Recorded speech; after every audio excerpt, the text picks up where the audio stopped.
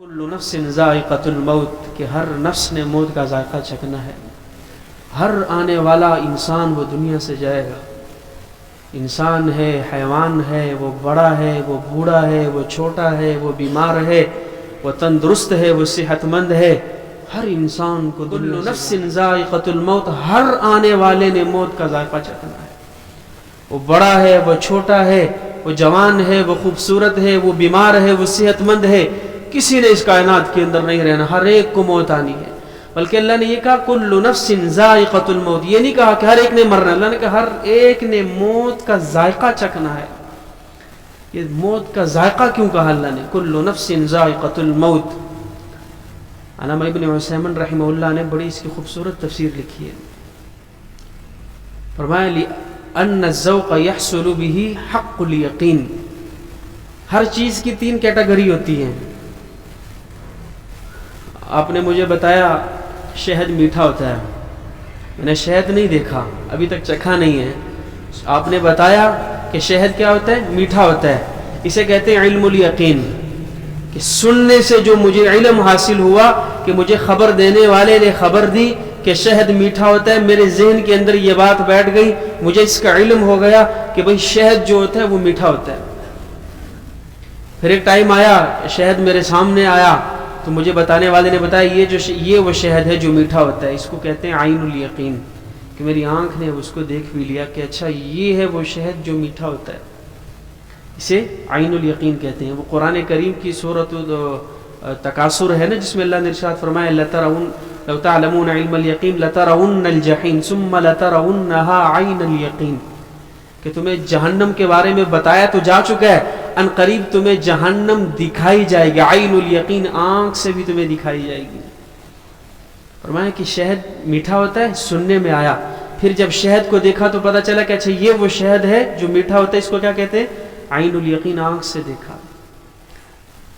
اور ایک وہ ہوتا ہے جو اس کا آخری درجہ ہوتا ہے جب اسے چکھا جائے، لأن الذوق يحصل به حق الیقین، کہ جب چکھنے کے بعد معلوم ہوتا ہے کہ اچھا یہ ہے، اس کو حق الیقین کہتے ہیں، کہ اب یقین ہو چکا ہے مجھے کہ شہد واقعی میٹھا ہوتا ہے چکھنے کے بعد۔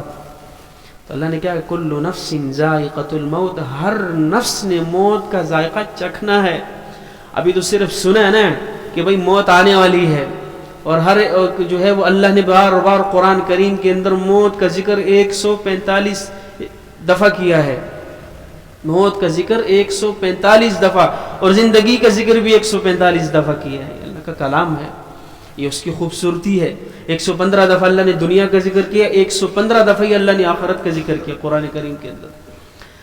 تو 145 دفعہ اللہ نے موت کا ذکر کیا پورے قرآن کریم کے اندر، بار بار کہ بھئی موت نے آنا ہے، موت نے آنا ہے۔ ہم سن رہے ہیں، حضور نبی کریم صلی اللہ علیہ وسلم کی زبانی بھی سنا کہ موت نے آنا ہے اور ہر ایک نے مرنا ہے، اور اللہ نے اس کو اس وجہ سے بھی پوشیدہ رکھا ہے۔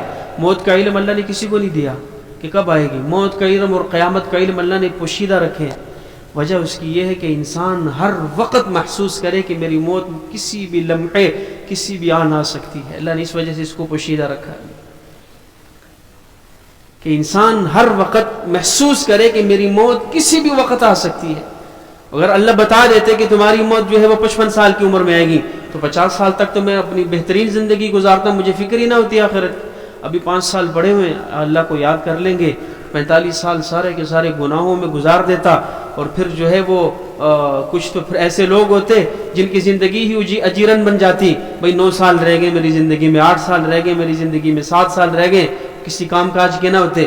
اللہ نے اس وجہ سے اس موت کو خفیہ رکھ دیا ہے۔ آپ 5 منٹ بعد مرنے والے ہیں، مگر آپ کو علم نہیں ہے کہ میں مرنے والا ہوں۔ آپ دوسروں کے جنازے میں کھڑے ہو کر جنازہ ادا کر رہے ہوتے ہیں، اسی جنازے میں ہمارے چاچو تھے، اللہ ان کو بخشے، وہ مردان گئے جنازہ پڑھنے کے لیے۔ اب انہوں نے جنازہ پڑھا تو 10 منٹ کے بعد وہ وہیں پہ گرے، موت آ گئی۔ وہی لوگ جو ہے وہ رکے اور کچھ گھنٹوں کے بعد ان کا جنازہ پڑھ کے چلے گئے۔ اب جنازہ پڑھنے والے کو بھی علم نہیں ہے کہ اس کے کچھ لمحے بعد میں خود مرنے والا ہوں، آج کی رات میری اپنی جو ہے وہ قبر کے اندر گزرنے والی ہے۔ اللہ نے اس کو خفیہ رکھا ہے تاکہ ہر وقت، اور ہم نے اس کا کیا فائدہ اٹھایا؟ ہم نے اس کو الٹا فائدہ اٹھایا۔ اللہ نے موت کو خفیہ اس لیے رکھا تھا تاکہ ہر وقت انسان اس کی تیاری میں رہے۔ جب ہمیں علم نہیں دیا گیا، ہم نے جو ہے وہ موت کو ایسے بھلایا کہ جیسی میری زندگی 100 سال کے بعد جو ہے وہ موت آئے گی، میری زندگی 100 سال کی ہے۔ جو شام کو مرنے والا ہوتا ہے وہ بھی زندگی ایسے گزار رہا ہوتا ہے کہ جس نے 20 سال کے بعد مرنے، اس سے جو ہے وہ گھٹیا زندگی وہ شام کو مرنے والا گزار رہا ہوتا ہے، اسے علم ہی نہیں ہے۔ تو اپنی ہماری صبح اور ہماری شامیں ایسے گزرے۔ ہمارے نبی نے کیا فرمایا تھا؟ تم ہر نماز کو یوں پڑھو جیسے تمہاری زندگی کی آخری نماز ہے، اس کے بعد تمہیں دوبارہ نماز کا موقع نہیں ملنے والا۔ ہر شام ایسی گزارو جیسے صبح نہیں آئے گی، یہ میری آنکھیں بند ہوئی ہیں، صبح اس کے بعد مجھے میسر نہیں ہوگی، اور صبح ایسی گزارو کہ شاید آج کی شام میری قبر کے اندر گزرے۔ ہم کہتے ہیں نہیں ایسی زندگی گزاریں گے تو پھر زندگی کا لطف اور مزہ نہیں ملے گا، پھر تو ہماری زندگی اجیرن بن جائے گی۔ ارے بھائی ہم کب اس دنیا کے اندر زندگی کا لطف لینے کے لیے آئے ہیں؟ اب تو آخرت کی تیاری کے لیے آئے ہوئے ہیں، ہم تو قبر کو سنوارنے کے لیے آئے ہیں، ہم تو حشر کے میدان میں کامیاب ہونے کے لیے آئے ہیں، ہم تو جہنم کی آگ سے بچنے کے لیے آئے ہیں، ہم تو جو ہے وہ ہم تو جنت کے طالب ہیں، ہم تو بڑے بڑے محلات کے طالب ہیں۔ ہمیں دنیا سے کیا غرض ہے؟ ان چھوٹے چھوٹے گھروں کے پیچھے پڑ کر ہم نے اپنی زندگی، جوانی اور خوبصورت لمحات تباہ و برباد کر دیے ہیں۔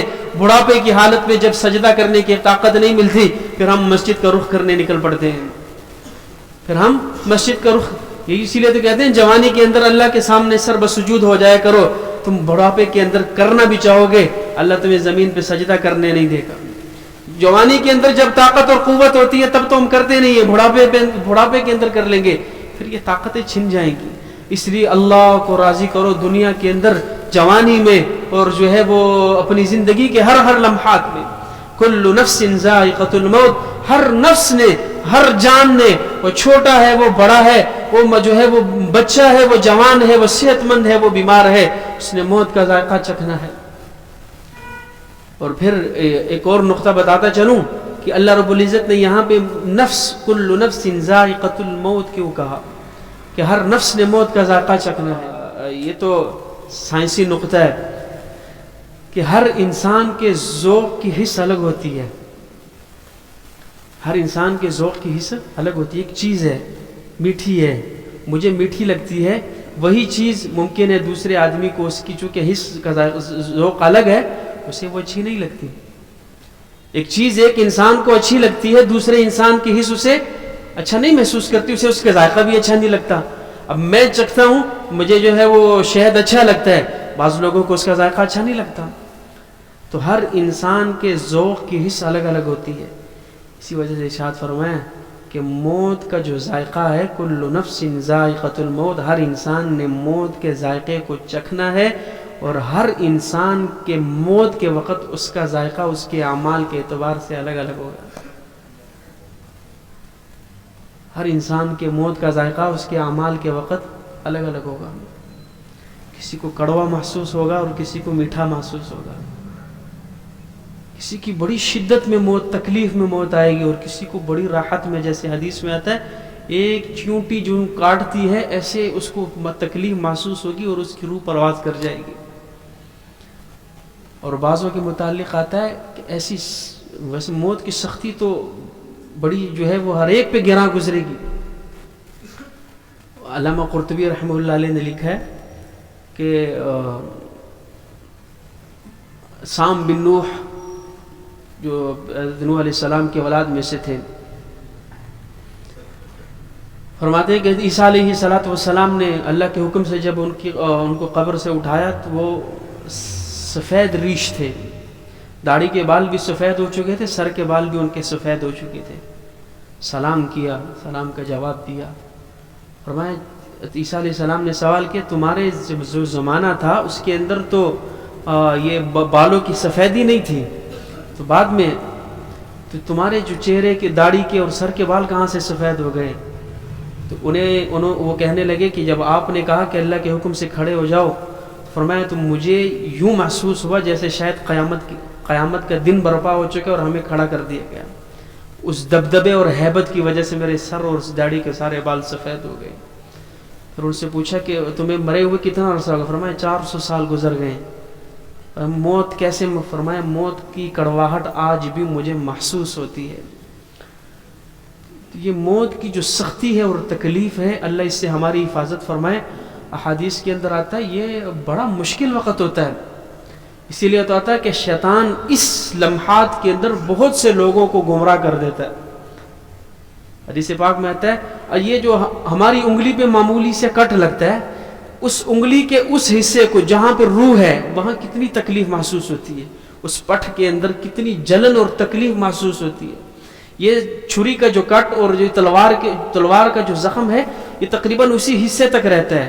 اس سے زیادہ جو تکلیف ہوتی ہے وہ پھر جلنے کی ہوتی ہے. جب انسان جل جائے تو اس کی جو صلاحیت ہے وہ جسم کے پورے خون کے اندر محسوس ہوتی ہے. تو جلنے کی کچھ تکلیف جہاں جلا اس کے علاوہ جسم کے اندر بھی محسوس ہوتی ہے. لیکن ارشاد فرمائیں جو موت کی تکلیف ہے نا، وہ چونکہ جسم کے پورے مکمل بدن سے، سر کی کھوپڑی کے نیچے سے لے کر اور جو ہے وہ آپ کے ناخن تک پورے اعضاء سے، پٹھوں سے روح کو کھینچا جاتا ہے، فرمایا اس کی تکلیف پورا بدن محسوس کرتا ہے. اور اس کی تکلیف کی یہ شدت ہوتی ہے، انسان کو دنیا میں تکلیف پہنچتی ہے، ہم چیختے ہیں، چلاتے ہیں، مدد کے لیے پکارتے ہیں، ہمارے باقی جسم کے اندر قوت اور طاقت ہوتی ہے. فرمایا موت کی سختی اتنی ہوتی ہے کہ وہ دل پر ایسے حاوی ہوتی ہے کہ جو ہے وہ چیخنے چلانے کی ہمت اور قوت بھی نہیں رہتی. زبان گم کر دیتی ہے پکڑ کے، اعضاء ڈھیلے کر دیتی ہے. جسم پر جو ہے وہ جب موت کی تکلیف ہیوی ہوتی ہے تو جو ہے وہ ہاتھ پاؤں شل کر دیتی ہے، عقل جو ہے وہ زائل کر دیتی ہے. اس لیے ارشاد فرمایا کہ موت کی بڑی سختی ہے. آنکھوں کے ڈھیلے اوپر کو اٹھ جاتے ہیں، ہونٹ سکڑ جاتے ہیں، زبان اندر کو کھینچتی چلی جاتی ہے، جو ہے وہ ہاتھ اور پاؤں کے ناخن نیلے پڑ جاتے ہیں. اور آخری جو لمحات ہوتے ہیں نا، جب روح نکل رہی ہوتی ہے تو چونکہ آنکھوں کے ذریعے سے آخری حصہ یہ یہاں سے نکل رہی ہوتی ہے تو آنکھیں اس کو اوپر دیکھتی ہوئی اٹھتی ہوئی رہ جاتی ہیں. فرمایا کل نفس ذائقۃ الموت، ہر ایک نے موت کا ذائقہ چکھنا ہے. اللہ ہماری حفاظت فرمائے. یہ اس وجہ سے ارشاد فرمائے کہ ہر ایک کی موت کے وقت جو تکلیف ہے وہ الگ الگ محسوس ہوگی. ذائقہ چونکہ الگ الگ ہوتا ہے نا، میری حصہ الگ ہے، مجھے چیز اچھی لگتی ہے، آپ کے حصہ اور ہے، آپ کو وہی چیز اچھی نہیں لگتی.